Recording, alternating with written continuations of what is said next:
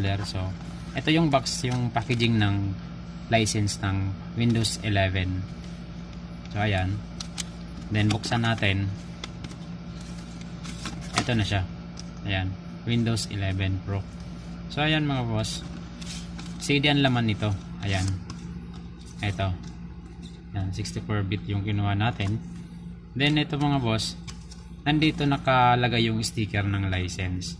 Dito mo makikita yung license. Ayan, dito. Itong may barcode na to, dito mo makikita yung license. So ayan. So yan lang mga boss, in-update ko lang kayo. Ito yung license ng Windows 11 para alam nyo.